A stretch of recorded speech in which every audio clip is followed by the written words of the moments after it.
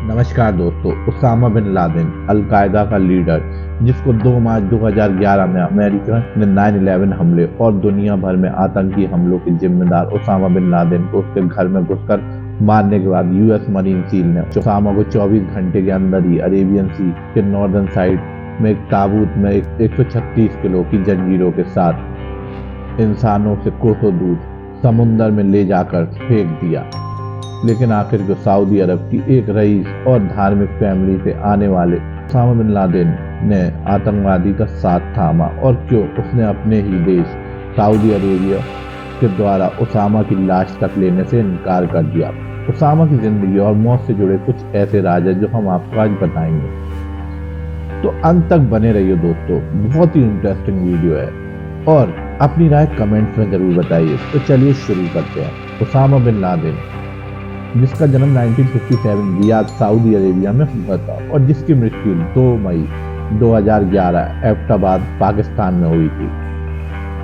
आतंकवादी इस्लामी संगठन अल-कायदा का लीडर और कई मास्टरमाइंड संयुक्त राज्य अमेरिका और अन्य पश्चिमी शक्तियों के विरुद्ध आतंकवादी हमले, जिसमें 2000 में अमेरिका युद्ध पोत पर आतंकवादी हमला भी शामिल है।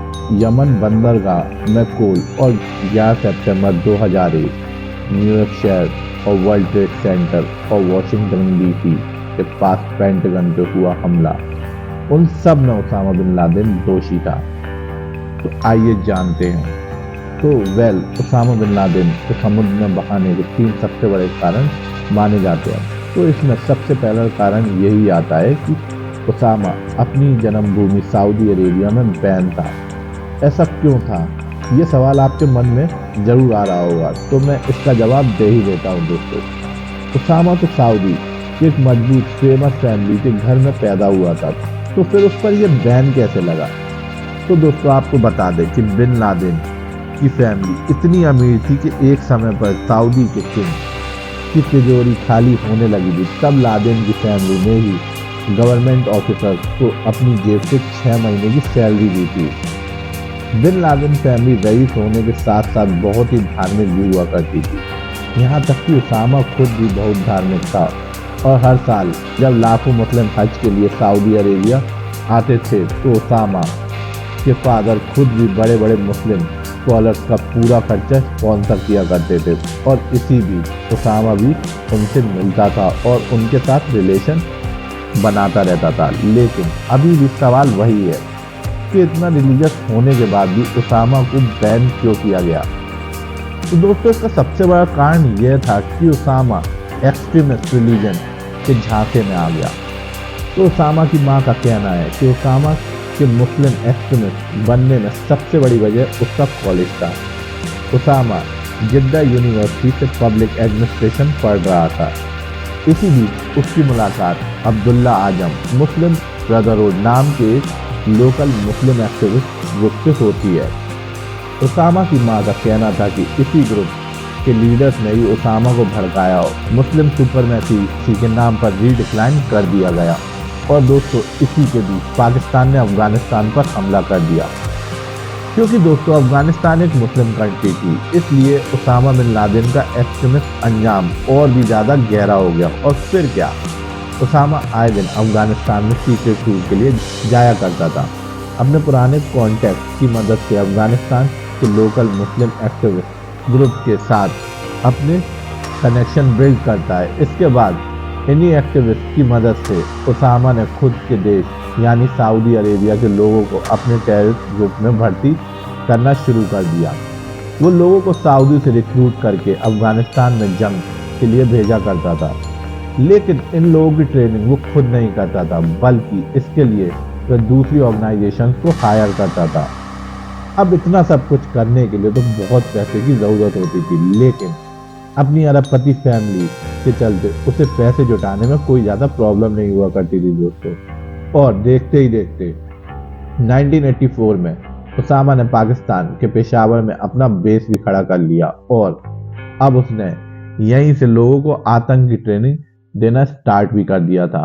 और साथ ही में वो यहाँ आने वाले सभी ट्रेनिंग्स का डेटा भी रखता था, जिससे एक प्रॉपर सिस्टम बन चुका था। एक प्रॉपर ऑर्गेनाइजेशन की तरह काम शुरू हो गया था और इस तरह शुरू होता है आतंकवादी संगठन अल-कायदा। अब अल-कायदा जहां एक तरफ अफगानिस्तान के लिए लड़ाई पर फोकस कर रहा था तो वहीं दूसरी तरफ सद्दाम हुसैन ने भी अपने पैर पसारना शुरू कर दिए थे।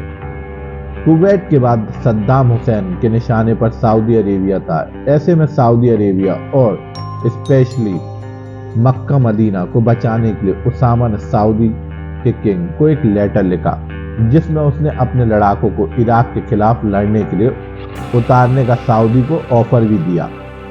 लेकिन इससे पहले कि सऊदी अरेबिया किंग और उसामा के बीच कुछ बातचीत हो पाती, सऊदी ने हेल्प के लिए अमेरिकन को पहले ही बुला लिया था।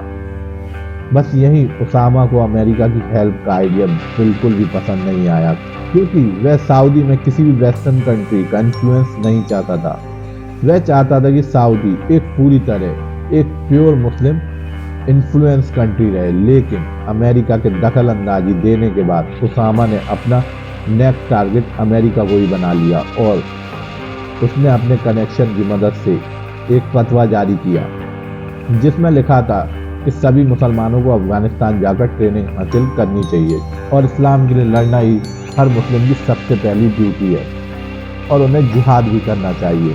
उसामा का यह रिलीजियस फील एकदम सही निशाने पर जाकर लगता है और फतवा जारी होते ही 4000 से भी ज्यादा लोग सऊदी अरेबिया छोड़कर अफगानिस्तान पहुंच जाते हैं। सऊदी अरेबिया को यह बात बिल्कुल पसंद नहीं आती है और उन्होंने उसामा बिन लादेन पर टेबल बैन लगा दिया था। और बहुत ही स्मार्ट तरीके से उसामा बिन लादेन पाकिस्तान एक मीटिंग के बहाने से जाता है और वहां से अफगानिस्तान चला जाता है और उसके बाद वह कभी मुड़कर सऊदी अरेबिया को नहीं देखता।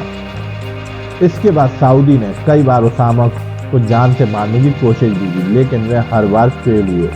कुछ रिपोर्टर्स की माने तो अमेरिका ने सऊदी को उसामा की बॉडी भी ऑफर की थी, लेकिन सऊदी ने उसे लेने से साफ इनकार कर दिया। अब सऊदी के बाद उसामा का दूसरा अड्डा था पाकिस्तान, लेकिन पाकिस्तान को भी उसकी डेड बॉडी नहीं दी गई। अपने एक इंटरव्यू में अमेरिका के प्रेसिडेंट बराक ओबामा ने कहा था कि पाकिस्तान में उसामा के बहुत से छुपे हुए सपोर्ट नेटवर्क हैं और उसामा के मारे जाने के कुछ समय बाद ही बराक ओबामा की यह बात बिल्कुल सही साबित होती है। पाकिस्तान के बड़े बड़े नेता उसे टेलीविजन पर शहीद बताने लगे। यही कारण था कि अमेरिका ने पाकिस्तान को बॉडी देने का सोचना तो छोड़ो, पाकिस्तान का नाम भी लूप में रखना जरूरी नहीं समझा। पाकिस्तान के बड़े बड़े लीडर्स ने समय समय पर उसामा बिन लादेन को अपना हीरो और शहीद कहकर ग्लोरीफाई भी किया है और यही वजह थी कि बिन लादेन की बॉडी को समुद्र में बरी करने का रीजन नंबर 2 यूएसए टेररिस्ट की एक और मिसाल नहीं बनाना चाहता था, क्योंकि यूएस एक बार ऐसी गलती सद्दाम हुसैन की बॉडी देकर कर चुका था, इराक को देकर। इसलिए इस बार उसामा को मारने से पहले ही उसकी डेथ सेरेमनी प्लान कर ली गई थी, जिसके लिए यूएस मरीन कमांडर ने उसामा को मारने के तुरंत बाद ही सबसे पहले उसकी बॉडी का रोल आइडेंटिफिकेशन किया। लेकिन ऑपरेशन कमांडर इससे सेटिस्फाइड नहीं थे, लेकिन कमांडर को पुख्ता जानकारी ये थी कि उसामा की हाइट 6 फीट 4 इंच है, इसलिए उन्होंने अपने 6 फीट 2 इंच के सोल्जर को उसामा की बॉडी के बाजू में लेटा दिया और इससे कमांडर को यह कंफर्म हो गया कि यह उसामा ही है। इसके बाद कमांडर ने प्रेसिडेंट बराक ओबामा को यह कंफर्मेशन मैसेज देने के लिए कॉल किया, तो प्रेसिडेंट बराक ओबामा ने जवाब यह दिया कि पास $65 मिलियन का हेलीकॉप्टर है, लेकिन आपके पास $10 एक्स्ट्रा नहीं थे एक मेजरिंग टेप लेने के लिए। प्रेसिडेंट ओबामा ने इतना कहकर सोल्जर्स को थोड़ी देर के लिए रिलैक्स फील करा दिया था, लेकिन अभी काम पूरा नहीं हुआ था। नेवी सील ओबामा को पाकिस्तान के एक्टावाद से मारने के बाद डीएनए लैब आइडेंटिफिकेशन के लिए अफगानिस्तान लेकर गए और करीब अगले 12 घंटों के अंदर बॉडी को अफगानिस्तान से सीधा यूएस एयरक्राफ्ट कैरियर से यूएस कार्ल विनीश के टैंक पर ले जाया गया, जो प्लान के मुताबिक पहले से ही वहां मौजूद थे। डेक पर पहुंचते ही मिशन कमांडर ने एक बार फिर उसामा की डेड बॉडी को वेरीफाई किया और इसके बाद मुस्लिम रीति रिवाजों को शुरू किया जाता है। तो दोस्तों, इस्लाम में डेड बॉडी की लास्ट रिचुअल्स के लिए 4 स्टेप्स को फॉलो किया जाता है, जिसमें सबसे पहले बॉडी को नहलाया जाता है।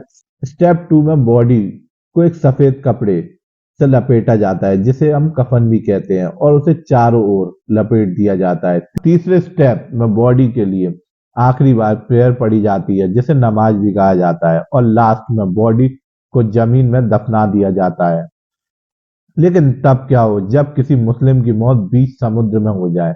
अगर समुद्र में किसी मुस्लिम की मौत होती है तो इस्लाम के अनुसार बताया गया है कि पहले तीनों स्टेप्स को फॉलो किया जाता है, बाद में बॉडी को समुद्र में दफना दिया जाता है। लेकिन ऐसा बहुत एक्सट्रीम केस में होता है, इसलिए सबसे पहले उसामा को नहलाया जाता है, उसकी बॉडी को एक सफेद कफन से लपेट दिया जाता है। उसके बाद एक सोल्जर उसके लिए एक नमाज पढ़ता है, और फाइनली उसामा की बॉडी को एक कफन में 136 किलोग्राम की चेन के साथ अरेबियन सी के नॉर्दर्न साइड में हमेशा हमेशा के लिए दुनिया से दूर फेंक दिया जाता है। उसामा की बॉडी को समुद्र में बहाने के अलावा यूएस के पास दूसरा ऑप्शन ये था कि वो उस बॉडी को क्रिमेशन कर दें, लेकिन इस्लाम में क्रिमेशन करना तो दूर, बॉडी को जलते देखना भी पाप माना जाता है।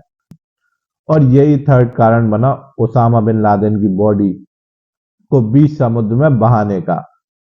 अमेरिका ने पूरे इस्लामिक रीति रिवाजों के साथ ओसामा बिन लादेन की बॉडी को समुद्र में बरी कर दिया था, लेकिन फिर इस्लामिक देशों ने अमेरिका को अपनी इस हरकत पर बहुत क्रिटिसाइज किया, और अमेरिका को यह क्रिटिसिज्म झेलना भी पड़ा।